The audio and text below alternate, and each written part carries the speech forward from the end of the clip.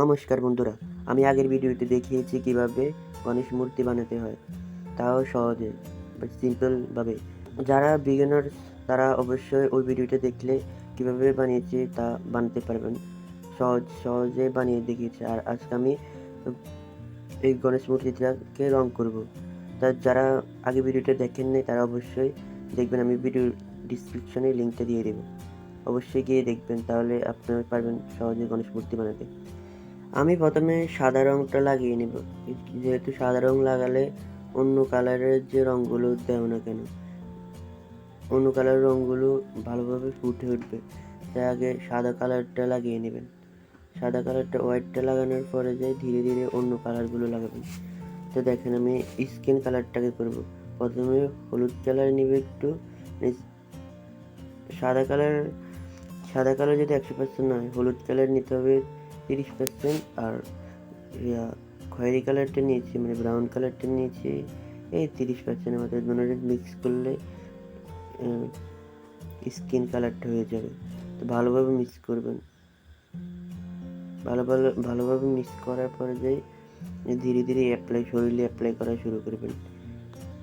একবারে সিম্পল তরিকা আছে, শরীরে অ্যাপ্লাই করলে ধীরে ধীরে পুরো বডিতে অ্যাপ্লাই করে নেবেন।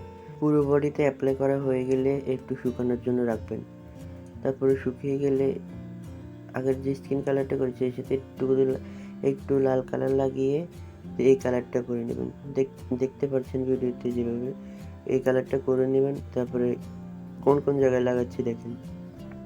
এভাবে লাগালে আপনার মূর্তিটা আরও একটু গর্জিয়াস হবে, আরও একটু সুন্দর দেখাবে।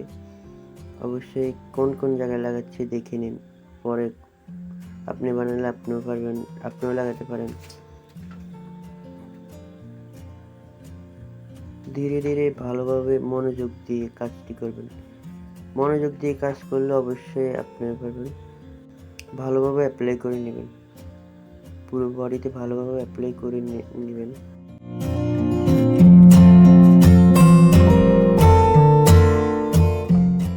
যত ভালোভাবে অ্যাপ্লাই করবেন ততই কাজটা ভালো হবে, দেখতেও সুন্দর লাগবে। তাই অবশ্যই ভালোভাবে অ্যাপ্লাই করে নেবেন, ধীরে ধীরে কাজটা করবেন। প্রথমে হাতে লাগানোর পরে যেভাবে আমি পায়ে লাগিয়ে নিচ্ছি, পায়ের আঙ্গুলে লাগিয়ে নিলাম।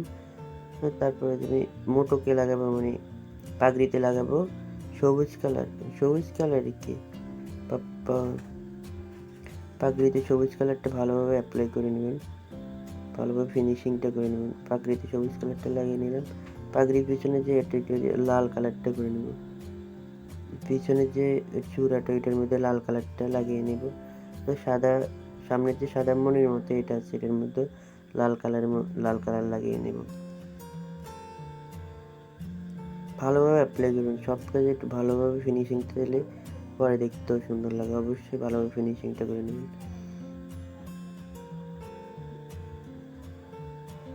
তারপর কপালের তিলকটা আমি লাল কালার দিয়ে করে নিচ্ছি।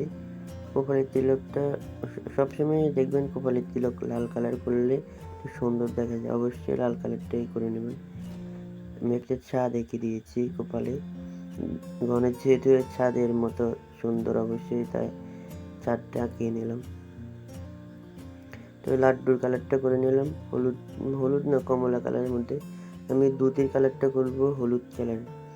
তো দুধের কালারটা হলুদ কালার করে নেব। অবশ্যই ভালোভাবে ফিনিশিংটা করবেন, বারবার বলতেছি ভালোভাবে ফিনিশিং করলে ভালো হবে। হলুদের মধ্যে গোলাপি কালারটা মনে করছি ভালো হবে, তাই গোলাপি কালারটা করে নিলাম। হলুদের মধ্যে গোলাপি কালারটা কেমন অবশ্যই জানাবেন। তারপরে আমি নিচে যে জায়গাটা এটা বেগুনি কালার করার চেষ্টা করছি, বেগুনি কালার করে নিলাম। গলার জুয়েলার্সগুলোতে প্রথমে খয়েরি কালার করে নিয়েছি। খয়েরি কালার করে নেওয়ার পরে একটু হলুদ কালারের আস্তরণ, মানে হলুদ কালারের লেয়ারটা বসিয়ে দিলে একটু সোনালি কালার মনে হবে। তাই চেষ্টা করবেন এরকমভাবে করার।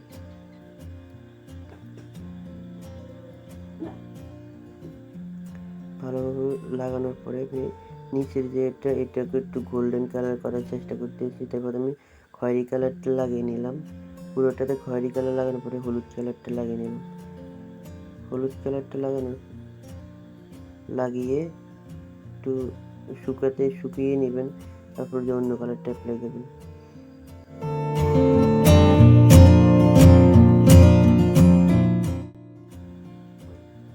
হাত আর পা দেখতে সুন্দর দেখার জন্য লাল কালার দিয়ে আলতার মতো এঁকে নিলাম, তো দেখতে সুন্দর লাগবে। তো আমি এখন আঁকবো চোখটা আঁকার সময় সবসময় মনোযোগ রাখবেন যেন চোখ তেরা বেঁকা না হয়ে যায়। সবসময় একটু ধীরে সুস্থে কাজটা করবেন চোখ আঁকার সময়, যেহেতু চোখ সবসময় আকর্ষণীয় হয়। চোখটা একটু ভালোভাবে মনোযোগ দিয়ে চোখের দিকে মনোযোগটা একটু ভালোভাবে দিবেন।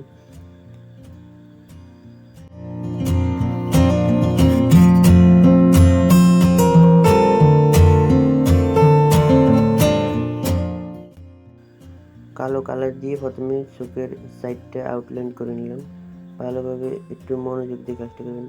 চোখের সাইডটা আউটলাইন করে নিলাম, চোখটা করার পরে মাঝখানে যে মনিটা, এটা প্রথমে আমি একটু খয়েরি কালার করার পরে যে একটু কালো কালার লাগালাম।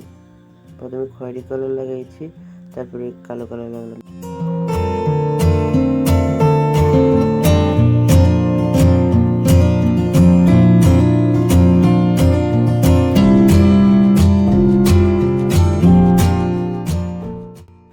তারপরে যে আমি চোখের পাপড়িটি নিয়ে নেব, চোখের যে চুলগুলো ওগুলো দিয়ে নেব।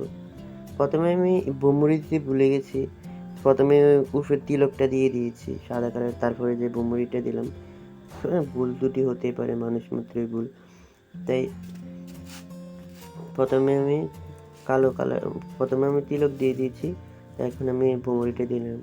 তবে সাইডে একটু চুলের যে কালারটা এটা করে নিলাম, দেখতে যেন একটু সুন্দর লাগে।